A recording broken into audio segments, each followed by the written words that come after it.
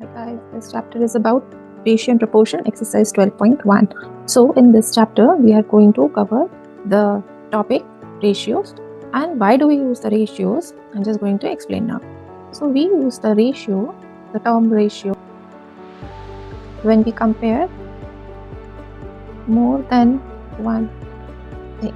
Okay, so this means that we can compare like one apple with a banana. Okay, so what can I do compare here? I can compare the weight of both the fruits.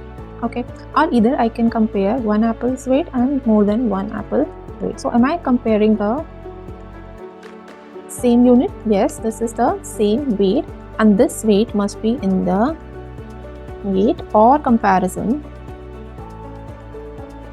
It must be in the same unit. पर अगर मैं compare कर रही हूँ height एक बच्चे की दूसरे बच्चे से, सो मुझे कंपेयर करना है या तो इंच टू इंच या फिर सेंटीमीटर्स टू सेंटीमीटर्स.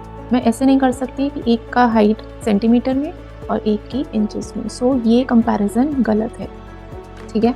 सो अगर वेट भी कंपेयर करते हैं तो वेट कंपेयर करने के लिए वो भी सेम यूनिट्स में kg टू kg होना चाहिए या फिर grams two grams or any other measurement unit I can use. Okay, so the next question is that when do we use the ratios? So we use the ratios when we have something to observe and comment, कि मुझे कुछ देखकर भी comment करना है.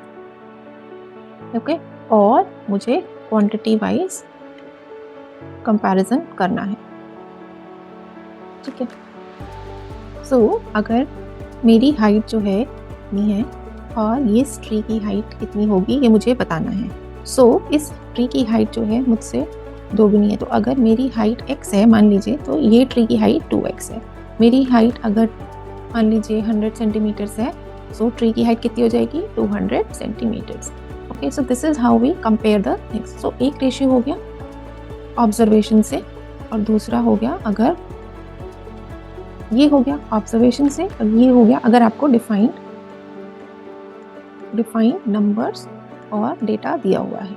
Okay, length of the room is 30 meters and the breadth is 20 meters. So the ratio of the length of the room to the breadth of the room is 30 by 20. So हम कर क्या रहे हैं? Ratio के लिए हम क्या करते हैं? We divide the quantities, यानी कि फ्रैक्शनल फॉर्म में हम लिखते हैं. ठीक है. अब इसको कैसे लिखते हैं वो हम देखते हैं. चलिए देखते हैं कि अगर जो है लेंथ बताया है यहाँ पर रूम का 30 है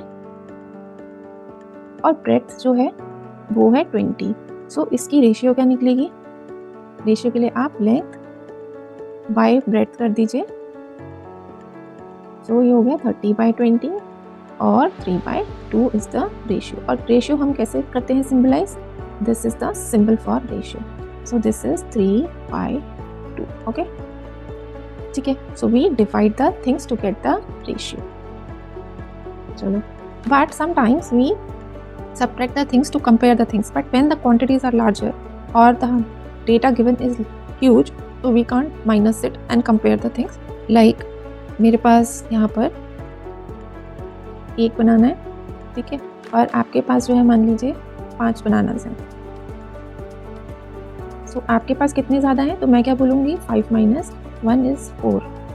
this is the comparison. But if I have एक रिंग है मेरे पास जो है 30 lakhs की, ठीक है, और एक रिंग है मेरे पास सिंपल रिंग है जो है 3 लाख. सो कंपेयर क्या करेंगे? मैंने आपको रुपीज़ बता दिए और आप इसको कैसे बताएंगे बताइए. सो हम क्या करेंगे? कंपेयर करेंगे इनके कॉस्ट को.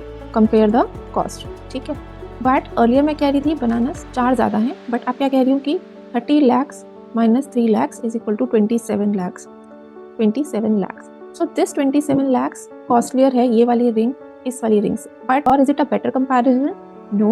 So I'm going to use the ratio and I'll say that ring 1 and ring 2 का comparison. So ring 1 and ring 2 ratios में हम करेंगे and I'm going to divide the cost. So I'll say that the ring 1 is 10 times costlier. 10 times. So ratio means the times, how many times it's costlier than the ring 2. So 10 is to 1 is the ratio. इनका cost का, ठीक है। तो यानी कि 10 गुना ज़्यादा है ring 1 then the ring 2, fine. So this is how we compare the things. Now we can compare the students ratio also in a class likewise. A very common example of ratio जब आपको कुछ बोले strength in a class, girls to boys means 24:16। अब आप इसको 24/16 भी लिख सकते हैं। Now we have to just reduce it to the lowest form, in the fractional form, and this is 3/2। ठीक है, हम कह सकते हैं कि अब boys और गर्ल्स का रेशियो 2:3 है, और अगर गर्ल्स टू बॉयज है तो इट इज 3:2।